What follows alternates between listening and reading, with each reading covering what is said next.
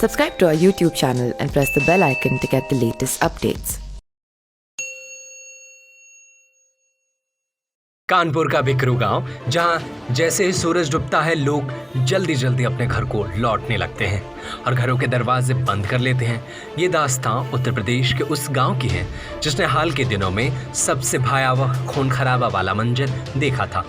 अब पहले की तरह लोग दिन में या शाम को बैठकर बातें नहीं करते हैं। सूरज डूबते ही एक भयानक सन्नाटा बिकरू को घेर लेता है। बिकरू हत्याकांड को हुए लगभग 2.5 महीने हो चुके हैं, जिसमें 8 पुलिसकर्मी मारे गए थे।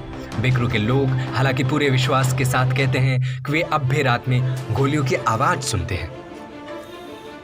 गांव के एक युवक ने नाम जाहिर न करने का आग्रह करते हुए कहा, आज भी गोलियों की आवाज सुनाई देती है। सब जानते हैं पर कोई बोलता नहीं है। कुछ लोगों ने तो विकास भैया को देखा भी है। विकास दुबे के ध्वस्त घर के पास रहने वाले एक परिवार का दावा है कि उन्होंने कई तरह की आवाजें भी सुनी हैं। एक महिला ने कहा, एक से ज्यादा मौके पर हमने खंडहर में लोगों को किसी बात पर चर्चा करते हुए सुना है। हालांकि आवाज साफ सुनाई नहीं दी। बीच में थोड़ा हंसी मजाक भी चलने का आभास हुआ। ये काफी हद तक वैसा ही था जैसे विकास के जिंदा रहने के दौरान घर में होता था। स्थानीय लोगों ने दबी जुबान में दावा किया कि उन्होंने अक्सर विकास दुबे को उसके घर के खंडहर में बैठे देखा है। 2-3 जुलाई की रात को बिकरू हत्याकांड के बाद विकास दुबे के घर को सरकार ने तोड़ दिया था। एक बुजुर्ग ने दावा किया कि हमने उसे वहां बैठे और मुस्कुराते हुए देखा।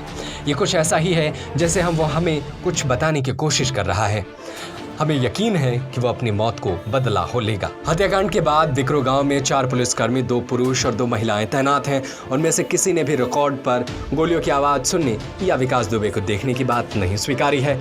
उनमें से एक ने कहा, हमें अपनी ड्यूटी करने में कोई दिक्कत नहीं है, और आगे बात करने से इनकार कर दिया। एक स्थानीय पुजारी का कहना है कि स्थानीय लोगों के दावे को खारिज नहीं किया जा सकता।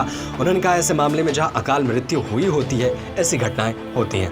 विकास दुबे के मामले में अंतिम संस्कार ठीक से नहीं किया गया और मृत्यु के बाद की रस्में भी नहीं की गईं।